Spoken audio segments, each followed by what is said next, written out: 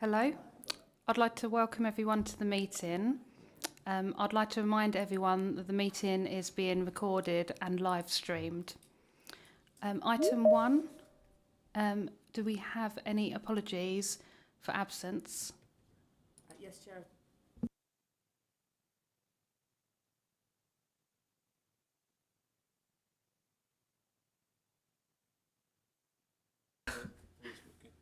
It's coming. Yes, Chair, I've had apologies from Councillors Allen, Bidwell, Moss, and we've also had Councillor Harrison, who's joining online. Thank you. Thank you. Do we have anybody else joining online? Janet. Oh. Yep, Councillor Cochrane's online as well.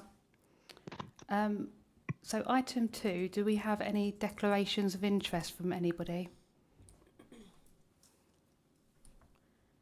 Nope. I'd also like to remind anybody who is joining us online, as they're not in the room, they will not be able to vote. So item 3 will be the minutes. Are there any matters arising or points of accuracy from the minutes? Nope. Okay, I propose that the minutes are adopted as a correct record. Can I ask for a seconder, please? I can second for you, Chair. Thank you very much. Can I ask for a show of hands to accept the minutes, please? Thank you. So item 4, do we have any urgent items of business? No, Chair, none notified. Thank you. Thank you. Item 5 is notice of public speaking. Have there been any requests for public speaking? No, Chair, also nothing received. Thank you. Thank you. So we will go on to our main business item, which is item 6, the annual report of the Licensing and Safety Committee.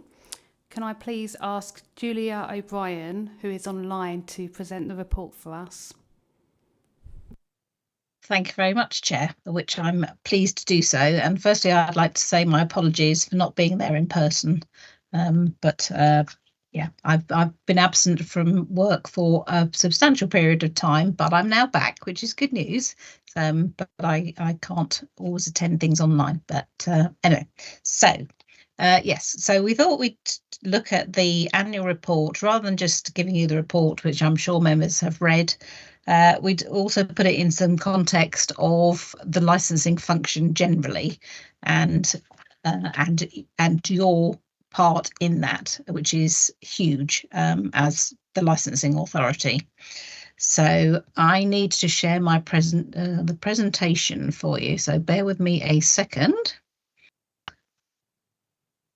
It all works very well, doesn't it, when you practice things. Bear with me. There we go. Right, I think okay. So hopefully you can see that. Yes, we can see that now. Thank you. Okay, marvellous. Okay, thank you. Okay, so yes, so I'm Julia O'Brien. Many of you will know me, hopefully. I'm the team manager for the licensing team. I have several of my colleagues with me this evening as well, which is lovely. So they will no doubt pick me up and tell me if I'm not saying the right thing. So licensing is something I'm quite passionate about, as I know my colleagues are. To me, it's quite pivotal in the whole PPP. It's all about public safety, and in huge areas. So it's a long-standing local authority function, and on the slide there you see just some of the areas we cover, which are huge. They're from alcohol licensing, which we took over more recently in 2005, to things like dermal treatments, street trading, gambling. So it covers taxes, obviously. It covers a massive area. Almost anything that needs a license comes to the local authority. So there is a combination of statute, which governs what needs to be licensed and how it's licensed, and also local policy and conditions. And members are, I'm sure, very aware of most recently the taxi policy that was looked at and consulted on and debated on. But we also do the gambling statement of principles, and various other policies and things that are looked at by the committee. So, as I say, the committee is basically the licensing authority. So some of the areas are delegated to the officers, but if there are queries or questions or appeals, then they would come to members to look at. So the licensing committee, as many of you are aware, is between 12 and 15 members. We have also subcommittees that sit on the licensing hearings, which is 3 members from the main committee. There's a legal requirement that the committee members are trained in the hearings that they will be hearing. So, for example, if it's an alcohol hearing, then they will be trained on the Licensing Act side of things. As I said before, they also develop and set policy, and officers will bring various things to the committee before it goes out to consultation. At the minute, we're looking at the service delivery and the annual report on things. You will also consider the fees and charges and recommend those to the full council. And as I said, you'll consider any applications, appeals and reviews. So the role of the licensing regime is to permit certain activities and restrict others. So, as I said, it's a critical public protection function. So it impacts on huge things. So if you think of in your everyday lives, anything, if you go to the pub, then there will be a license for the pub to perform whatever it is doing. So selling alcohol, having late night refreshment, playing of music, all those sorts of things. So if you think, if you go and take you come off the station or you take a taxi, there will be a licensed taxi, hopefully, that you will be taking. So that is licensed by us. So, and we will do the checks around that to make sure the people are fit and proper and everything is licensed correctly. So we're talking primarily public safety, which includes personal safety and community safety. It also a lot of protection of young people. That's one of the Licensing Act licensing objectives, as is the protection of the community from nuisance. So we're potentially talking here about loud music being played at a pub, if that's impacting on the local vicinity and local people, then that's something that we can look at, not only as a licensing authority, but also with our colleagues in environmental health and the environmental quality team. We have a big part to play in issuing of animal licenses, be it home boarders, dog breeders, performing animals, all sorts of regimes again that we look at, that animals are licensed. So, you know, public safety is certainly one of the key areas, but it's also, you know, hopefully reducing crime and fear of crime, protecting the environment, and it is critical to the local economy and nighttime economy.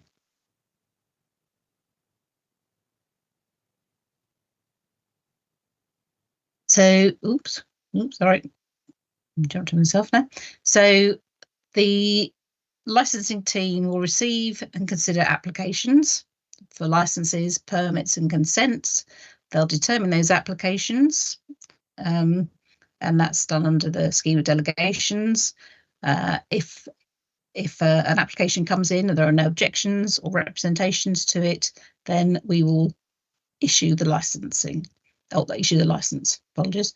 But there's also the capability within the Act to refuse, revoke, suspend licenses, depending which license or consent they might be. So we also advise the committee. I'm afraid, members, we issue, or we will refer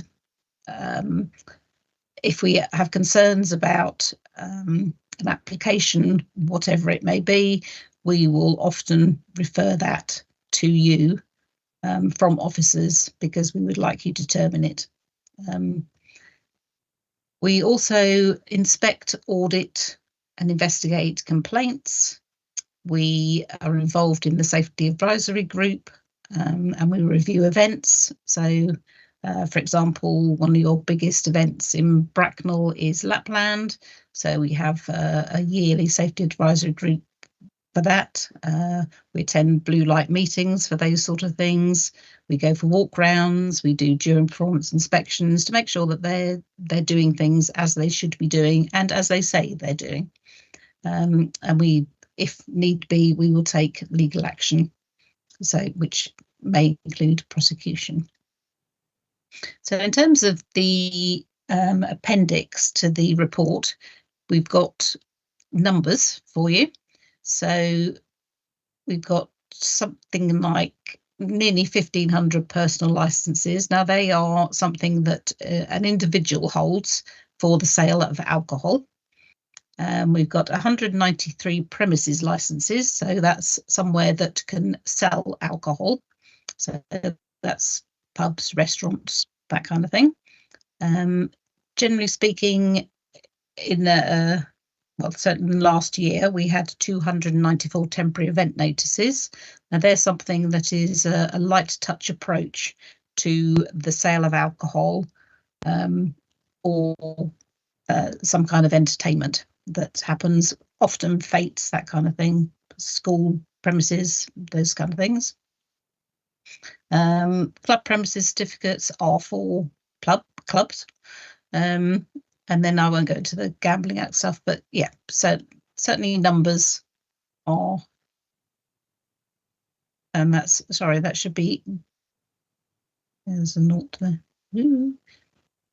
So that should be bingo premises. We don't have any bingo premises in Bracknell. And then other licenses there, you can see we've got again, you can see a lot of animal licenses. And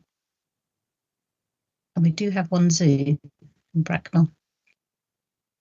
And we're currently looking into scrap metal side of things, because we think that's quite under-resourced at the minute. So trends, we've got taxi and private hire. So these are figures from 2020 to now. And as you can see, some of them, certainly the private hire vehicles, have gone down quite dramatically. We certainly noticed a huge drop-off during COVID of taxi vehicles and drivers, which is reflected in these numbers here.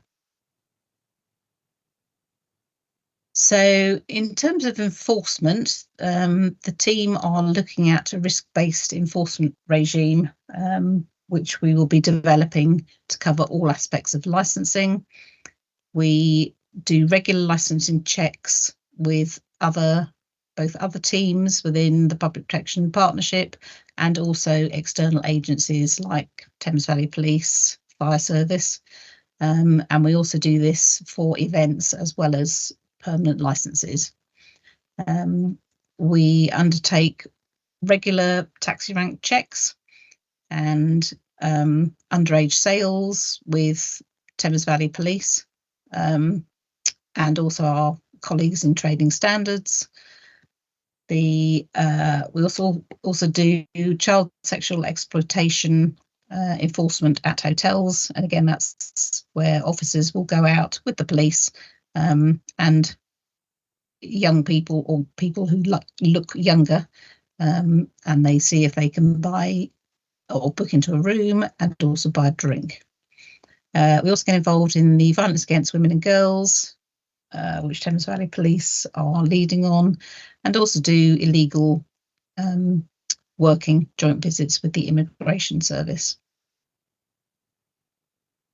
So in terms of emerging issues at the minute, we've got things like online sales of alcohol, the licensing of non-surgical cosmetic procedures, because at the minute that is unlicensed and is a huge concern for public health in terms of what's being done and isn't licensed.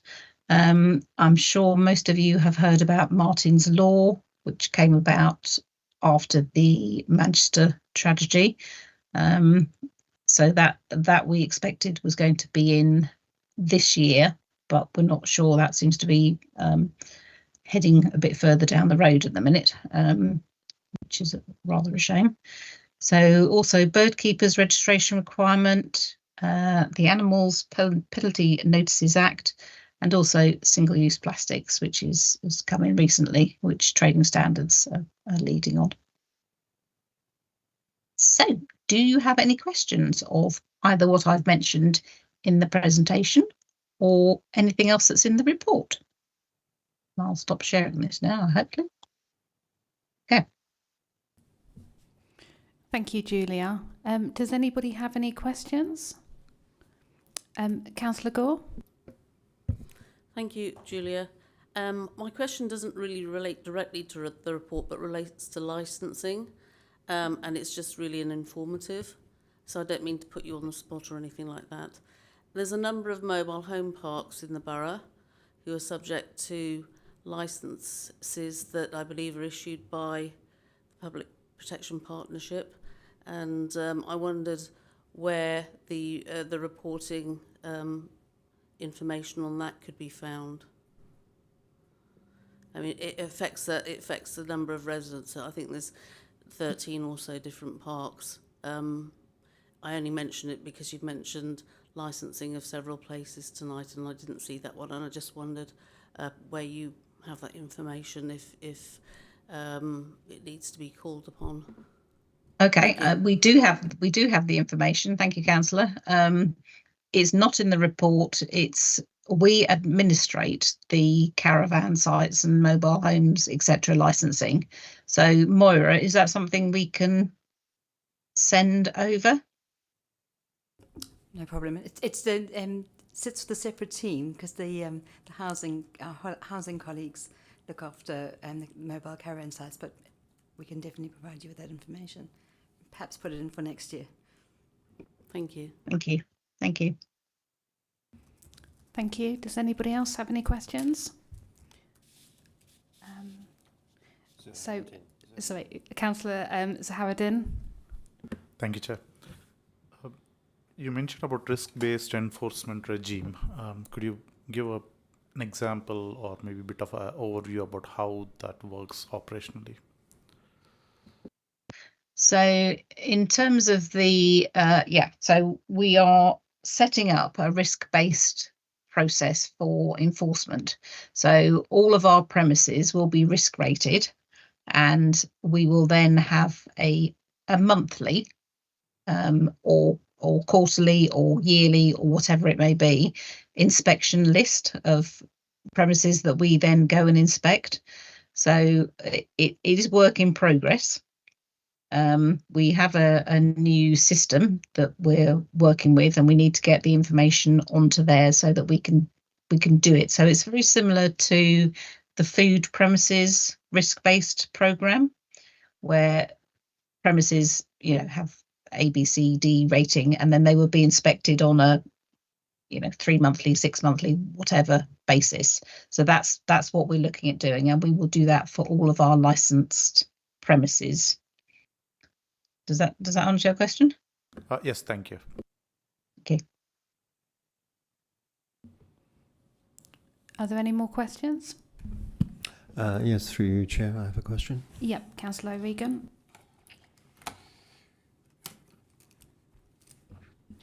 Julie, thank you very much for that very comprehensive report. Thanks for that. I have some sort of just some general questions arising.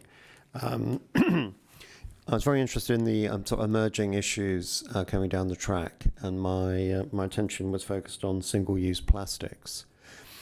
As we've got, obviously we've got contacts with all the licensed premises in the borough, is it possible to encourage premises to adopt environmentally friendly practices, such as, encouraging them to get rid of single-use practices in advance of any legislation coming in? Is that within the powers of a council? It's certainly, thank you, Councillor, for the question. It's our colleagues in trading standards which are leading on this, but I would say, and I see my colleague Vicky has got her hand up, so perhaps she's going to jump in a second. So I would say that yes, we can certainly speak to them and ask them if they would like us to write to them. But I don't know, Vicky, do you want to jump in and Yeah, all I was going to say is that the legislation's actually already come in. I think it was last April that it came in. So they shouldn't be using any single-use plastics now, but it is something that when we go out and do visits that we will comment on. So we can do it that way as well. Yeah, but maybe there's some work that we could do with our colleagues in trading standards in terms of we send out newsletters to our licensed premises, so maybe it's something we could put in there and also remind them of. Yeah, so just a supplementary on that. So this is just more about trying to explore what we can do as a council. So we have the legislation that's enforced, and there's an enforcement aspect to that. But I'm just wondering whether we could sort of go beyond the current legislation as a borough and encourage, even further environmentally friendly measures, clearly on a voluntary basis. Is that something we can do as a council? Can I refer that to Damien, please? Yeah, through you, Chair. Thank you. So, I mean, the answer to that question is really is down to resource. We have a limited amount of resource within the Public Protection Partnership, as we do across the council, and predominantly we're there to make sure that we're applying the legislation that's laid down. Where we have opportunities, we may go further than that, but I don't think that that's something that we could do on a regular basis, because we have, if you like, the legislation to uphold and enforce first as our main priority in terms of protecting the public and ensuring that they're safe in the borough. Okay, thank you. Thank you. Councillor Harrison has a question online. Thank you, Chair. Good evening, Julia. Good evening, committee. One of the issues that our Police and Crime Commissioner, Mr. Barber, Matthew Barber, has been quite keen on over the past few years, and something that's been set as a priority for the Thames Valley Police Force, is the reducing violence against women and girls. And when it comes to licensed premises, something that's become of great concern has been spiking of drinks. And I just wondered if you could update the committee on the work that's been done in the past 12 months on that, because I know it was something that was quite a high priority issue, and something we need to continually warn people about. Thank you, Councillor. Yeah, we have regular meetings with the police about violence against women and girls, and more latterly, drink spiking. We have had, we're members of Pub Watch, which Vicky might add into now.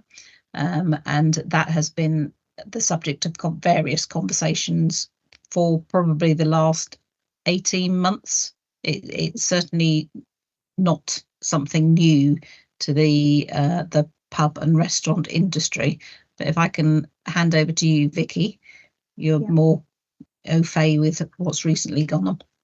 Yeah, so it's definitely been brought up at a number of pub watches that I've attended over the last 6 to 9 months. So it is something that is on everyone's agenda at the moment, and that we are working with licensees to try and make sure that it doesn't go on within the premises. There is obviously the Ask for Angela campaign that we also endorse. So that kind of helps towards it. But there's a lot of, as Julia alluded to, a lot of cross team working with Thames Valley Police as well. So. Yeah, and certainly there are definite projects with you know, the covers that you put on drinks, the, you know, like the physical cover you would put on drink, the I can't think of the stoppy things that you put on, but yeah. Yeah, thank you. So yeah, and it's very much a hot topic of conversation. So yeah. If it helps, I can't think of the complaint that's come in specifically stating that someone's been spiked within the borough, if that helps. I would need to do some research, but I can't think of one off the top of my head, and it's something that I'm most likely to remember, but I don't think we've had any within the past year. No, and I don't think from conversations we've had with Thames Valley Police that there have been any confirmed cases. Touch wood. Yeah. Thank you. Thank you very much, Vicky. Thank you, Julia. That's really good to hear. Thank you. Thank you. Maura Fraser wants to come in on that as well. Thank you for your question, Councillor Harrison. Also, just to say that especially around Christmas time, we do run some special campaigns around drink spiking. So we've got a series of posters that we print and we distribute to the local premises to see if you know, they obviously put them up. If you go into the loo, there's always messaging behind the door. But those assets are always on our website in any event, so anybody can download them at any time if they need them, and we aren't particularly distributing them at the time. We also attend quite a few events, so we hopefully going to some of the summer events here in Bracknell, and some of my colleagues from the team that does education around underage drinking tend to come along to those with us, and we've got sort of beer goggles kind of simulator so that people can kind of experience things, and speaking to parents, we've got quite a lot of material that we're handing out about underage drinking and the effects that it will have on young people. Thank you. Does anybody else have any more questions? Yes, Chair, I have another one. Yep, Councillor O'Regan. I didn't see it on the presentation, but I believe you also license houses of multiple occupancy. Is that correct? That is correct, yes. Right. So just sort of information point. So in some areas of the borough, there's a shortage of parking spaces for cars. And talking to residents, they suspect that many of the homes in the area are being converted to homes of multiple occupancy. Obviously, it's just their suspicion, and that might be explaining why there's just so many cars and so much competition for parking spaces. Do you have any information on that? Unfortunately, I don't. We administer the HMO regime, and our colleagues in housing would look at the HMOs. However, and Damien may know a little bit more about this as well, that there is some work, or quite a lot of work going on about looking at potential HMOs. Is that right, Damien? Yes, Damien's going to answer. Okay, thank you. Thank you, Chair. Yeah, there's ongoing work in terms of identifying HMOs within the borough. If residents suspect there may be an HMO in their neighbourhood, or indeed members, or as they go around their wards, suspect there might be HMOs, then the best thing to do is to drop an email into the Public Protection Partnership so we can investigate, or at least phone us up. So without the information, we kind of are working in the dark. So it would be really helpful if we had that information so we can investigate. Thank you. Thanks for that. Thank you. Are there any other questions? I have one question myself. In regards to temporary licensing, you described it's a kind of light touch approach. Could I ask for examples, or how many of these you get in a year, and are there particular times in the year that you might get more of these, and how does that work on your workload? Yes.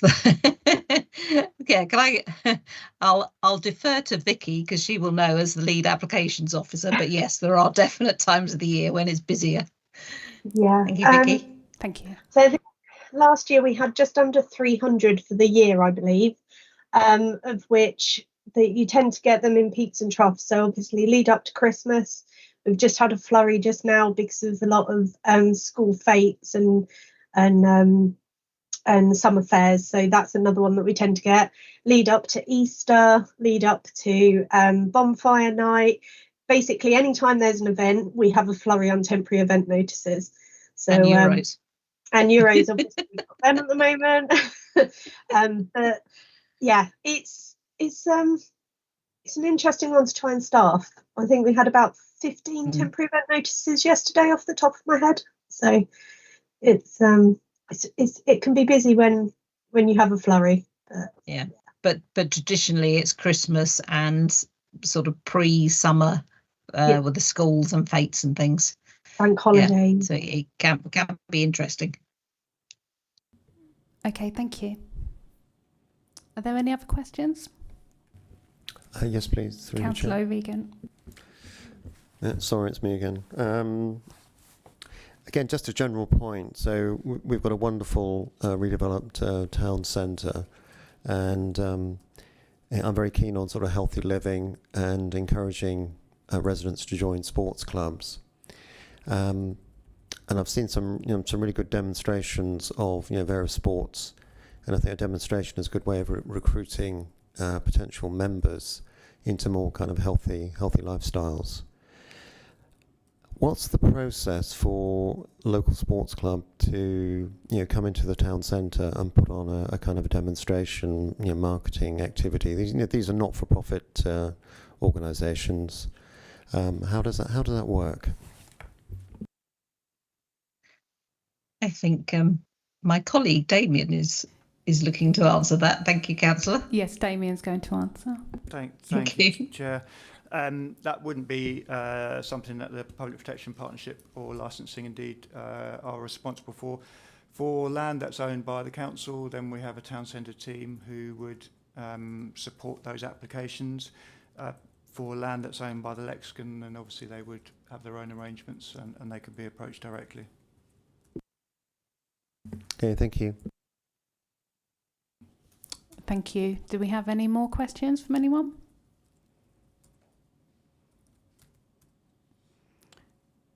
Okay. If all the questions are done, I would like to move to recommendation 2.1 and ask for a seconder for this, please. I'm happy to second. Thank you, Councillor Pennell. Can I ask if any member wishes to speak on the recommendations?